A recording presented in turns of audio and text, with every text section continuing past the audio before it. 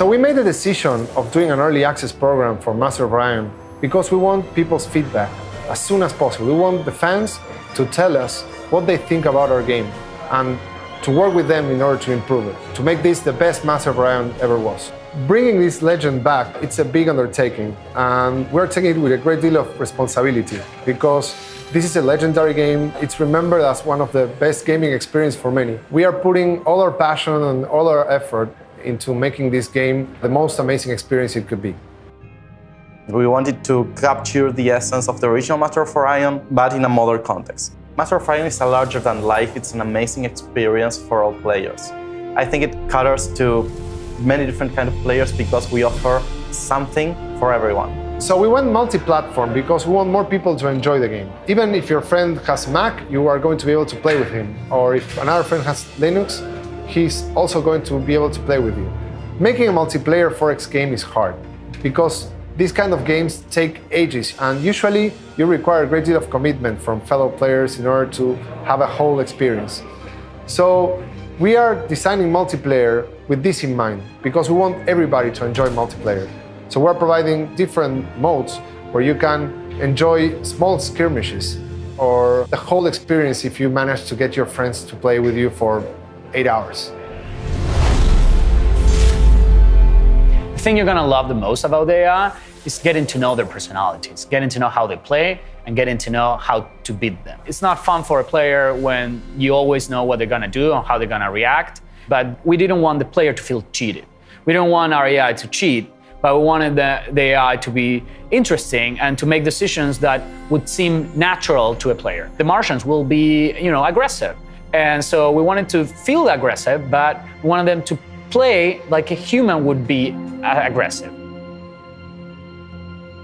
What gives real life to this AI are the personalities, because it means you can play it over and over, and every game will be different. You make an action in the game, and you expect something to happen, but you don't know how this race will react to that. Also, there is a dynamic that runs between races, so you don't know what that race will do with other races. When you throw that all to the mix, I can guarantee you that you don't know what's going to happen. It's a fact.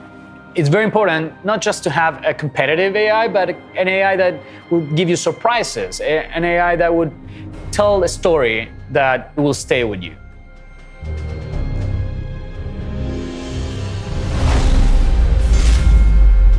We started with the Master of Orion 2 battles, like with a square grid, turn-based.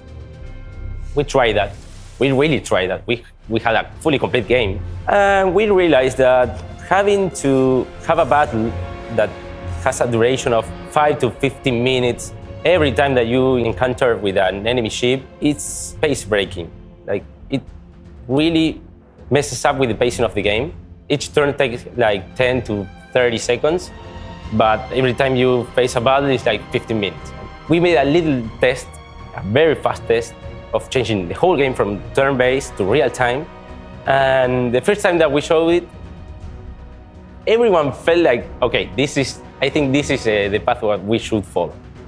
Well, after iteration and iteration and iteration and throwing everything away and starting again, we managed to reach a point in which the tactical battles were awesome. We really care about the community saying that it was a terrible decision, but if they were there in the whole 2 years of the development, they will actually took the same decision as us. This was the right decision.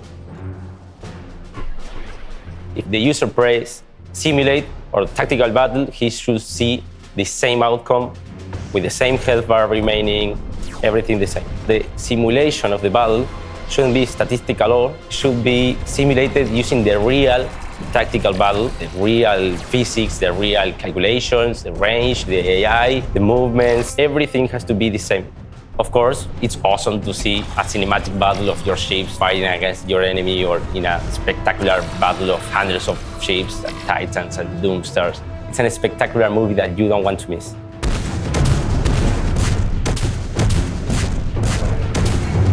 In a game like Master of Orion, you are able to become the leader of a starfaring race on a competition to become the ruler of a galaxy. There are so many ways that you can enjoy this game, optimizing your productivity, building trade relationships, engaging in diplomatic encounters, playing a militaristic game where you can design your own ships, invade your opponents and conquer them by force.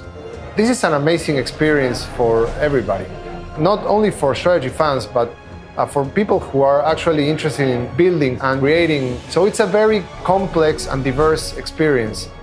The best thing about this Master of Orion is that it is Master of Orion.